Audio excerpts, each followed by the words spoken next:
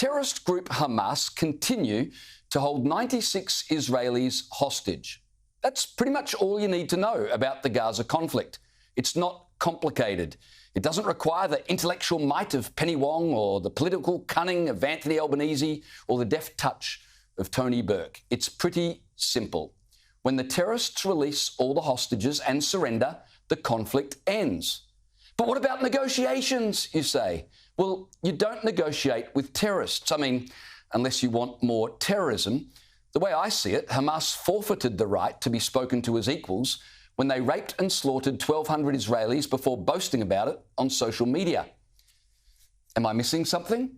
But what about the civilian casualties? Well, no one wants civilian casualties, but the tragedy of women and children caught in the crossfire is entirely a matter for Hamas.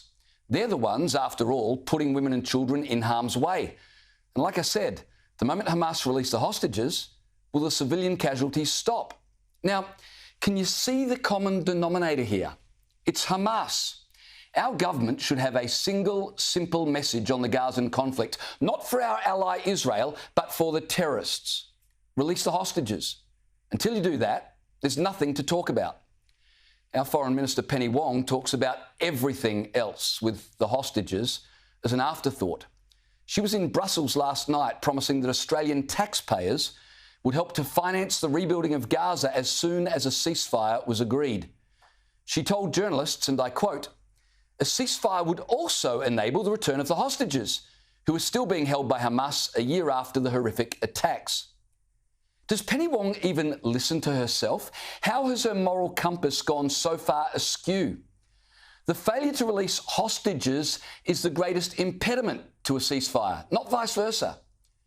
When Wong says a ceasefire would also enable the return of Israeli hostages, she makes it clear that the Australian government sees the release of hostages as a bonus rather than the primary objective. As usual, the Albanese government has everything completely backwards. It should be the return of the hostages that enables a ceasefire, not the other way around. And before I get to the obscene suggestion that Australian taxpayers should be putting up money for a Gaza rebuild, one more word about the ceasefire Wong and other technocrats are proposing from the comfort of their boardrooms in Brussels. Their proposed ceasefire would come into effect after Hamas release half the hostages, and it would require Israel to release hundreds of imprisoned Palestinian terrorists back into Gaza. Tell me how that assists peace. Is Penny Wong really that ignorant, and maybe she is, that she doesn't remember or know that the architect of the October 7 attacks, Yahya Sinwar, was himself one of 1,047 terrorists released in exchange for a single Jewish hostage back in 2011? Now, here's something you need to understand. Released Jewish hostages go back to their families. Released terrorists go back to killing Jews. That's not conjecture. That's how we arrived at October 7. And Penny Wong is all, well, let's rinse and repeat. But her latest big idea, announced last night, was for you and I to stump up money to rebuild Gaza. You couldn't make this up. There's a housing crisis in Australia, and Penny Wong's big idea is money for Hamas homes. Gaza was destroyed because Hamas attacked Israel under the command of Iran. So let Iran pick up the tab.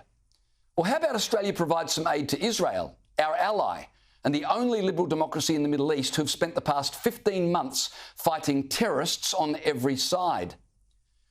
Why is Penny Wong contemplating money for terrorists on the other side of the world when Vanuatu has just suffered a devastating earthquake? And as a bonus, when considering aid for Vanuatu, they're not holding Jews as hostages. Although that doesn't seem to be a disqualifier these days, does it?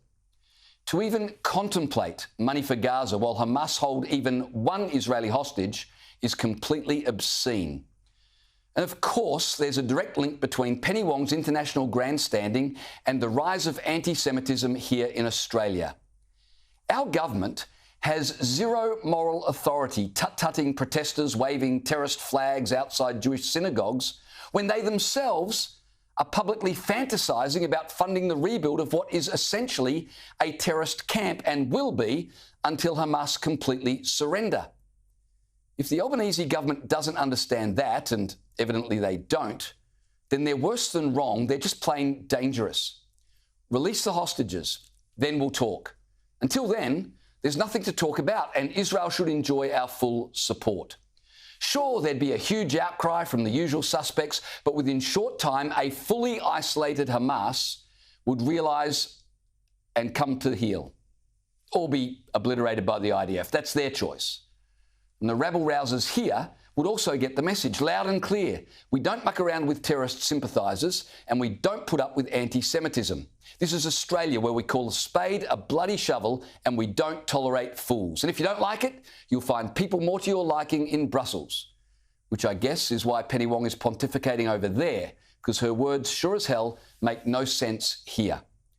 Now compare Penny Wong's moral confusion with the moral clarity of Canada's next Prime Minister, Pierre Poilievre, who was asked to agree that Israel should sit idle in the face of its enemies, including Iran. And here's what he said. I think the idea of allowing a genocidal, theocratic, unstable dictatorship that is desperate to avoid being overthrown by its own people to develop nuclear weapons is about the most dangerous and irresponsible thing that the world could ever allow. And if Israel were to stop that genocidal, theocratic, unstable government from acquiring nuclear weapons, it would be a gift by the Jewish state to humanity.